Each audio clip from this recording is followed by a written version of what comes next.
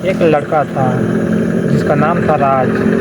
और राज को रात में आईने के सामने खड़े होकर अपनी कहानियाँ रिकॉर्ड करने की आदत थी।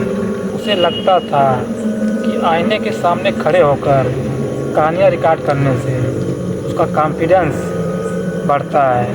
बट 93 दिनों तक सब ठीक रहा, पर 94 दिन की रात कुछ बदल गया था। रात के 3 बज रहे थे और राज आईने के सामने खड़े होकर अपनी कहानियाँ बोल रहा था। और अचानक उसने नोटिस किया कि आईने के अंदर वाला राज उसकी आवाज़ को नहीं दोहरा रहा है, वो कुछ और ही कर रहा था।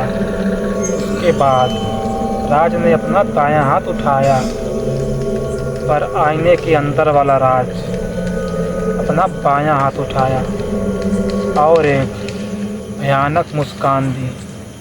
यह देखकर राज के हाथ पैर एकदम कांपने लगे और राज ने तुरंत आईने के सामने से भागने की कोशिश की, पर उसकी परछाई आईने के अंदर से ही उसका हाथ पकड़ लिया और आईने के अंदर वाले राज का चेहरा धीरे धीरे काला पड़ने लगा और उसकी आंखें पूरी तरह से सफ़ेद हो गई।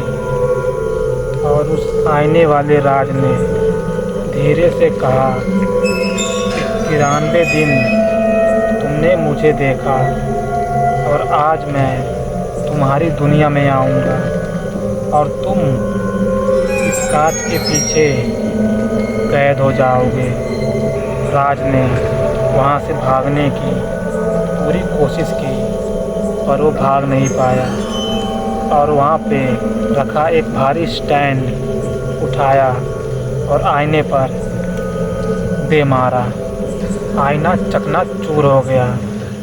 तब जाके राज ने राहत की सांस ली, पर जैसे ही उसने नीचे फर्श पर गिरे कांच के टुकड़े में अपना चेहरा देखा तो उसे हजारों राज दिखाई दिए।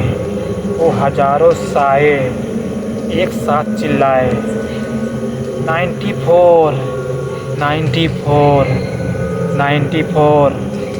और अगले ही पल असली राज फर्श पर गिरा पड़ा था और कमरे में पूरा सन्नाटा पड़ा था।